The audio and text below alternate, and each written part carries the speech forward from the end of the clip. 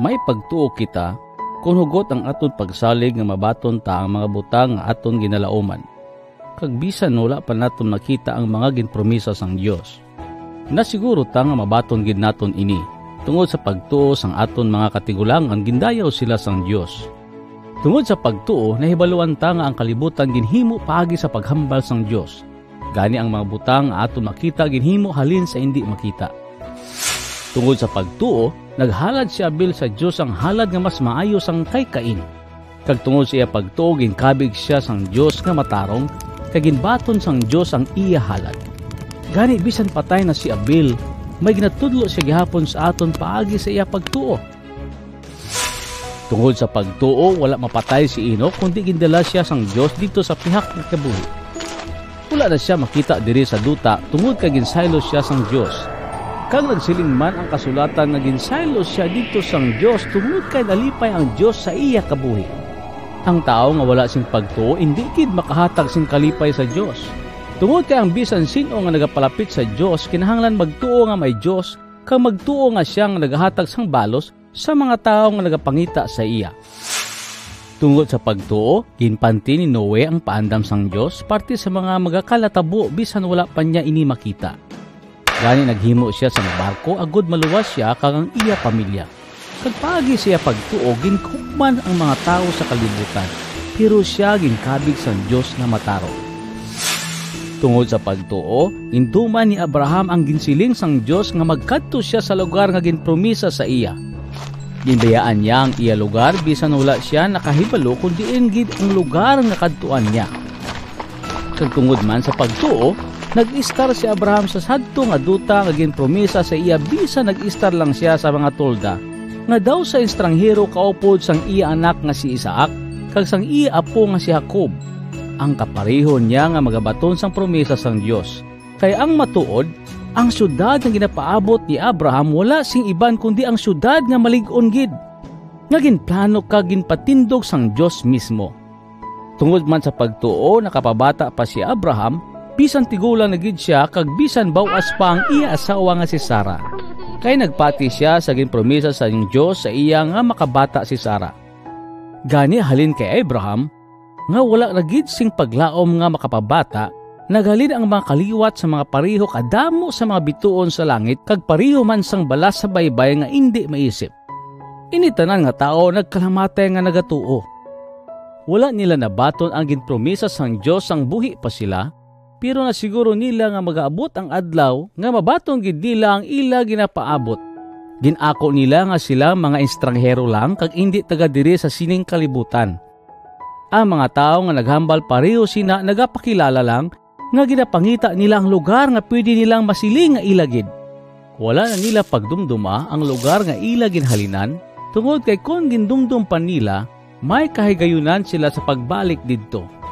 Pero ang ilang ginhimo ginpalabigid nila ang mas maayo nga lugar kag ini wala sing iban kundi ang syudad nga didto mismo sa langit. Gani wala mahuya ang Dios nga tawgon sila nga mga ila sa Dios. Kay ginpreparahan niya sila sang isa ka syudad. Tungod sa pagtuo, ihalad kung tani ni Abraham ang iyang anak nga si Isaac sang gintilawan siya sang Dios.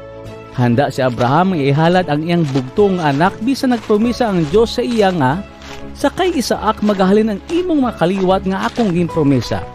Kay nagapati siya nga kung mapatay gid man si Isaac banhawon man siya sang Dios. Gani daw sa nabanhaw si Isaac halin sa kamatayon kag nakabalik kay Abraham. Tungod sa pagtuo, ginbindisyonan ni Isaac ang iyang mga anak na si Jacob kag si Esau nga mangin maayo ang ila palaabuton. Tungod sa pagtuo sa mapatay na si Jacob, ginbindisyonan niya ang iyang mga apo nga mga anak ni Jose kag nagsimba sa Dios samtang nagapanukod sa iya baston. Tungod sa pagtuo, nagsiling si Jose sang madali na lang siya mapatay nga ang mga Israelihinon magahalin sa Ehipto.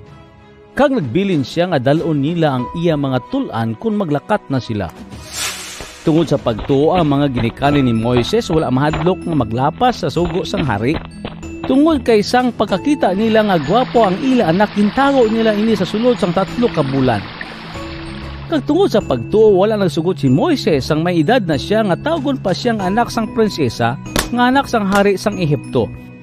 Ginpalabi pa niyang pag-antos upod sa mga katawan sa Dios sang magpangalipay sa sala sa palipot lang nga tion. Ginkabig niya nga mas madamo nga pagpakamaayo ang iya mabaton kung mag-antos siya sa mga kahuyanan para kay Kristo kaysa maangkon niya ang tanan nga manggad sa Ehipto, kay nagapaabot siya nga may balos siya nga mabaton. Kay tungod sa pagtuo naghalin si Moises sa Ehipto nga wala nahadlok nga maakig ang hari sa iya. Bisan mabuday ang iya ginaagihan, giantos niya ini kag wala gid siya nagbalik tungod kay daw nakita niya ang hindi makita nga Dios. Tungod sa iyang pagtuo, ginopisyahan niya ang pagsilibrar sa ginatawag nga pista sang paglabay sang anghel. Ginsilingan niya ang tanan nga Israelinon nga wisikan nila sang dugo sang karnero ang ilang mga pertahan, agod nga kun maglabay ang anghel sang Dios nga magapamatay sa mga kamagulangan, magalabay lang ini kag hindi niya pag-ilakip ang ilang mga kamagulangan. Tungod sa pagtuo, nakatabok ang mga Israelinon sa mapulang nga dagat nga daw nagalakat lang sila sa mamalang nga duta. Pero pagtabok sa mga taga-Ehipto nga nagalagas sa ila, sila iya nagkalalumos. Tungod sa pagtuo, narumpag ang pader sang Jericho sa tapos nga makamarcha ang mga Israelinon sa palibot sini sa sulod sa isa ka semana. Tungod sa pagtuo, si Rahab nga nagbaligya sang iya lawas wala mapatay kaupod sa mga taga-Jericho nga wala nagtuman sa Dios. Kay ginbaton niya sa iya balay ang mga espiya nga ginsugo ni Josue. Hasta na lang diri ang akon isugid sa inyo parte sa mga tao nga nagatuo sa Dios. Tungod kay kulangon kita sa tiyempo kung isugid ko pa sa inyo ang parte sa ila ni Gideon, Barak, Samson, Jephthah, David, Samuel kag sa mga propeta sang una. Tungod sa ila pagtuogin pamirdi nila ang mga gingharian. Nagdumala sila sing matarong kag nabato nila ang ginpromisa sang Dios sa ila. Tungod sa ilang pagtuo, wala sila pakdukba sa mga leon. Wala sila napaso sa nagadabadaba nga kalayo, kag nalikawan nila ang kamatayon sa espada. Ang iban sa ila pwerte kaluya, pero ginpabaskog sila sang Dios. Naginisog sila sa inaway, kag napiyadi nila ang mga soldado sang iban nga banwa. May mga babae man nga tungod silang pagtuo sa Dios ang ilang mga anak nga napatay na buhi liwat. Ang iban nga nagtuo sa Dios ginsakit hasta mapatay, tungod kay hindi sila magbaton sang kondisyon nga kung magtalikod sila sa ila pagtuo mahilway sila. Kay nahibaluan nila nga mag-abot ang adlaw nga banhawon sila sang Dios kag makabaton sila sang mas maayong pa nga kabuhi. Ang iban sa ila ginyaguta kag ginhanot, kag may iban pa nga ginpanggapos kag ginpangpriso. Ang iban ginbato hasta mapatay. Ang iban ginlagari hasta mautod, kag iban pa ginpamatay sa espada.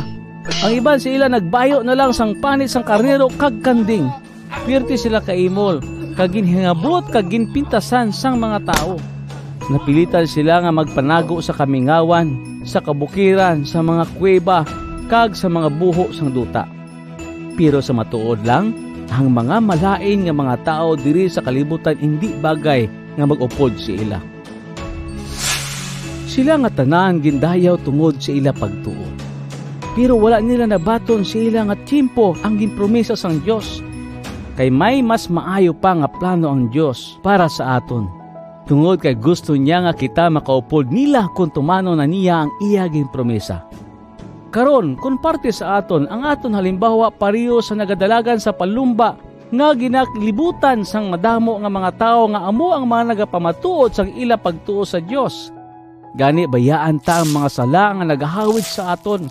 Ang tanan nga butang nagabalabag sa aton pagdalagan. Padayon ng tagid ang aton pagdalagan hasta sa katapusan. Isentro ta ang aton panulok kay Jesus nga amo ang ginasandigan sang aton pagtuo halin sa ginsuguran hasta sa katapusan. Giantos niya ang paglansang sa cross, kag ginbaliwala niya ang ini nga kuyanan. Tungod kay ginuna-una niya ang kalipay nga nagahulat para sa iya. Kag sa karon, didto na siya nagapungko sa tuo sang trono sang Dios.